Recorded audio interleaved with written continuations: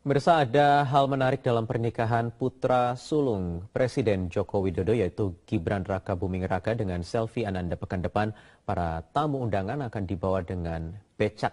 Selain itu, para awak media juga akan disiapkan seragam khusus untuk peliputan. Informasi terkini atau selengkapnya kita akan bergabung dengan Putri Nurul Ilmi dari Solo, Jawa Tengah. Putri, sejauh ini persiapan becak yang akan digunakan sebagai media transportasi nanti dalam pernikahan Gibran dan Selvi, bagaimana persiapannya? Wahyu, pada pernikahan putra pertama Presiden Republik Indonesia Joko Widodo yakni Gibran Rakabuming Raka dengan Selvi Ananda, beca akan digunakan dalam mengangkut para undangan dari dua lokasi parkir, yakni yang berada di Lapangan Sumber dan Lapangan Banyu Anyar yang berjarak sekitar 1 km menuju ke gedung resepsi yang berada di Gedung Sababwana. Ada sekitar 200 unit beca yang disewa oleh Gibran dan juga Selvi dari 19 pangkalan beca yang ada di kota Solo. Nantinya ke 200 pengemudi beca ini akan dibayar sekitar 200.000 dan akan menggunakan pakaian khas kota Solo yakni seragam lurik serta juga blangkon. Ke 200 pengemudi ini juga akan berlokasi di Lapangan Banyu Anyar dan juga Lapangan Sumber. Pakaian penggunaan dari beca sendiri dipilih karena beca merupakan kendaraan khas kota Solo dan juga ramah lingkungan. Salah seorang pengemudi beca yakni Sardi Ahmad mengatakan kesenangannya karena bisa ikut berpartisipasi dalam pernikahan Selvi dan Gibran dan mengatakan akan mempersiapkan becanya sebaik mungkin. Berikut kutipan wawancara kami dengan Sardi Ahmad, salah seorang pengemudi yang akan ikut berpartisipasi dalam pernikahan Selvi dan Gibran. Dari Pemkot kan tidak menyediakan untuk perbaikan atau untuk pengecekan dan sebagainya. Kita akan tetap mengadakan bahwa beca itu tetap beca yang bagus atau yang baik. Maksud saya komplit, tidak mengecewakan nanti penumpang nanti. Wahyu. Ya, Putri, sementara untuk media atau wartawan yang nanti akan meliput acara resepsi Gibran dan Selvi, bagaimana persiapannya? Kabarnya juga ada persiapan khusus dengan baju dan lain-lain khusus untuk wartawan. Ya Wahyu, kalau tadi mengenai beca untuk para tamu, ini ada seragam batik khusus yang diberikan kepada para awak media. Para awak media yang akan meliput di kawasan Gedung Sababwana ini diberikan seragam batik oleh Gibran dan Selvi. Ada sekitar 200 buah seragam yang diberikan kepada para awak media, baik cetak, elektronik maupun online. Dan seragam batik yang bermotif parang dengan warna coklat ini sudah dibagikan kepada para awak media sejak tanggal 30 Mei 2015 lalu di kantor Media Center pernikahan Selvi dan Gibran yang berada di Jalan Letjen Suprapto nomor 93, tidak jauh dari Gedung Sababwana. Nantinya para awak media ini akan memakai seragam batik saat berada di lokasi gedung pernikahan yakni di Gedung Sababwana atau ring 1 dari pernikahan resepsi dari Selvi dan Gibran berlangsung. Tidak hanya penggunaan seragam batik juga, tapi para awak media juga akan menggunakan ID card atau tanda pengenal saat berada di kawasan Gedung Sababwana. Ini dikarenakan agar para awak media saat meliput terlihat rapi dan juga lebih terkoordinir.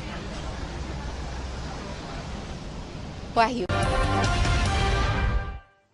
Pemirsa, di setiap akhir pekan, redaksi Jurnal Pagi menghadirkan berita satu view mengulas mengenai isu-isu terhangat sepanjang sepekan terakhir dari sudut pandang media massa nasional.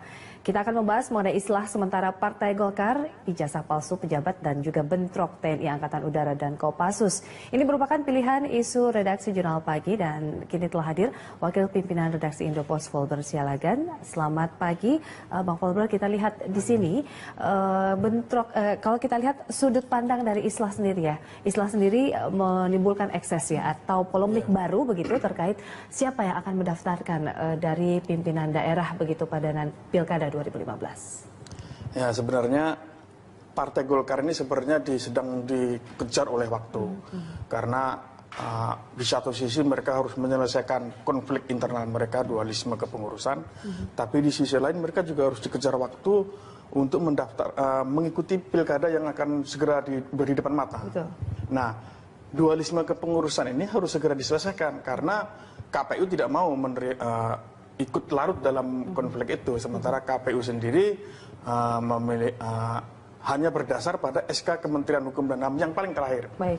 Ya, jadi artinya kubu Agung Laksono begitu ya, dari SK Kemenkumham tersebut begitu. Tapi yang menjadi masalah adalah putusan PT UN dan Pengadilan Negeri Jakarta Utara sudah membatalkan SK dari Kementerian Hukum itu. Artinya Kementerian Hukum harus membuat SK baru.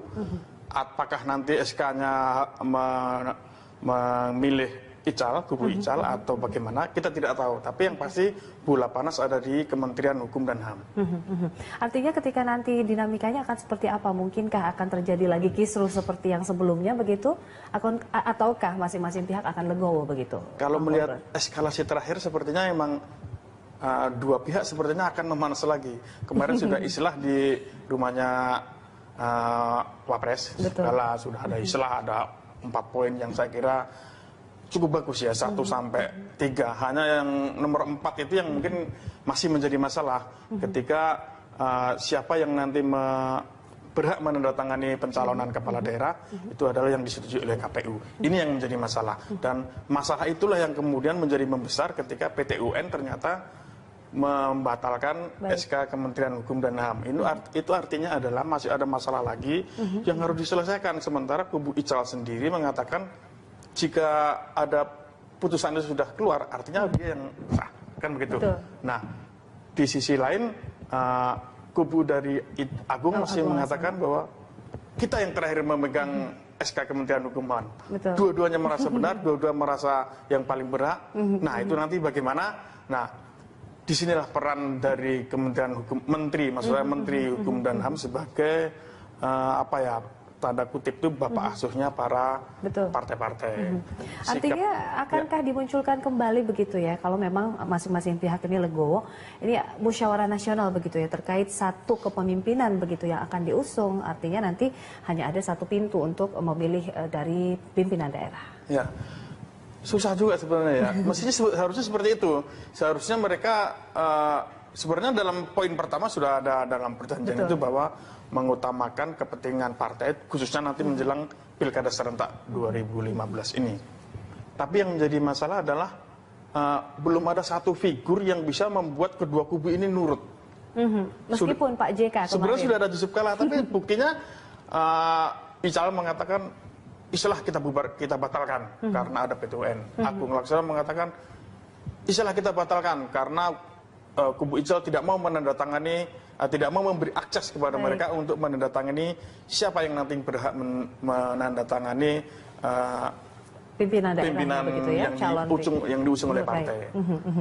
Kalau kita lihat sebenarnya mungkin bagaimana nih? Ini kan bermuara juga ke Kemenkumham begitu. Akankah mungkin Kemenkumham akan begitu tegas tanpa ada konflik kepentingan di dalamnya? Saya melihat begini, justru ini yang dalam pikiran saya adalah yang bikin kisruh ini sebenarnya pertama intern mereka sendiri, yang kedua yang memperparah adalah Menteri Hukum dan HAM sendiri. Ya mungkin orang publik menduga bahwa ini ada kepentingan yang lebih besar di belakang Menteri dan SK itu ya. Karena coba bayangkan aja, ketika ada konflik, tidak lama kemudian Menteri langsung bikin SK, mengesahkan kubu Agung Laksono. Coba bayangkan. Padahal untuk sebuah partai yang besar dengan kepentingan yang sangat besar, dia dengan sangat mudah sekali membuat SK. Mengakui kepengurusan Agung Laksono dan tidak mengakui kepengurusan Ical. Padahal semestinya kan dia harus turun dulu, melihat faktanya bagaimana. Dia berusaha mendamaikan dulu, dia sekuat tenaga mendamaikan kedua kubu. Lalu kemudian setelah proses itu lama dan ada berbagai cara yang sudah dilakukan dan ternyata masih baru dia membuat sikap, kan seperti itu mestinya kan. Tapi ini tidak. Dia belum melakukan apa-apa untuk melakukan untuk mendamaikan kedua kubu, dia langsung, itu artinya dua kubu sudah panas, dia sudah mengambil posisi di antara dua pihak ini. Saya kira ini adalah tanggung jawab dari Kementerian Hukum dan HAM. Salah satunya adalah tanggung jawab Menteri Hukum dan HAM untuk memperbaiki lagi kondisi partai ini, meskipun dia bukan orang Golkar. Tapi untuk menepis dugaan-dugaan bahwa ini ada kepentingan yang lebih besar. Karena orang tahu kalau Golkar bermasalah, siapa yang untung? Golkar adalah oposisi. Keadaan terburuknya akan seperti apa ya? Mungkin nanti akan juga ada dilematis dalam KPU nanti begitu memilih siapa yang kepengurusannya sah hingga ke daerah nanti. Kisruh. Pasti nanti tetap ada dari Golkar, pasti ada. Mungkin dari kubu Agung atau kubu dari pasti ada. Hanya kalau konflik ini tidak selesai, suara Golkar akan habis. Baik, ini kita lihat dinamikanya nanti ya, Bang Volbert. Nah, ini kita beralih ke isu yang kedua, kita bahas mengenai bentrokan TNI AU dan juga Kopassus. Ini masalahnya apa sih sebenarnya? Apakah memang hanya karena senggol atau mungkin kesalahpahaman begitu ya, terjadi kemarin di tempat karaoke di Sukoharjo, Jawa Tengah? Sebenarnya kalau kasus yang kebetulan saya lama di Solo, kuliah saya di Solo, saya juga pernah tinggal di Solo lama. Konflik antara Kopassus dan Paskas itu, Angkatan Udara itu sebenarnya sudah lama. Sejak 10 belasan tahun yang lalu sering terjadi. Ketika mereka bertemu pasti berantem. Baru papasan aja, lirik-lirik kan pasti berantem. Dan ini terjadi hampir di semua tempat. Antara aparat TNI dengan TNI, TNI dengan Polri. Sebenarnya masalah ini adalah sebuah harus diselesaikan oleh pimpinan TNI saat ini. Dengan lama yang sudah lama terpendam begitu? Bukan dendam sebenarnya. Mereka tidak ada dendam antar individu, antar ini sebenarnya nggak ada. Ini masalah apa ya? Ini adalah sebuah kekesalan masing-masing anggota yang sudah lama. Pertama adalah masalah kesejahteraan. Jadi ketika dulu masih ABRI, TNI itu begitu sangat kuat. Mereka bisa dalam berbagai faktor mereka bisa masuk dalam sektor ekonomi, sosial, politik dengan fungsinya macam-macam mereka. Tapi ketika dipisah menjadi TNI aja dan kembali ke barak, disuruh profesional lagi, tidak boleh berpolitik, tidak boleh berbisnis, habislah semua. Nah, yang bermasalah di sini adalah level-level menengah ke bawah dengan gaji yang pas-pasan, tidak boleh sahabat sana, tidak bersahabat sini, begitu kan? Artinya ditambah dengan kecemburuan melihat sejawat mereka di Polri, mereka melihat pangkatnya sama tapi wah beda banget nih kesejahteraannya.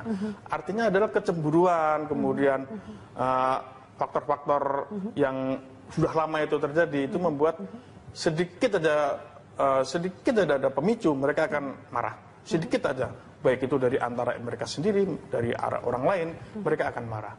Kemudian di sisi lain adalah Menteri Pertahanan kemarin mengatakan begini, dia menyendiri Panglima TNI. Panglima TNI dikatakan dia terlalu sibuk. Dia terlalu sibuk sehingga kurang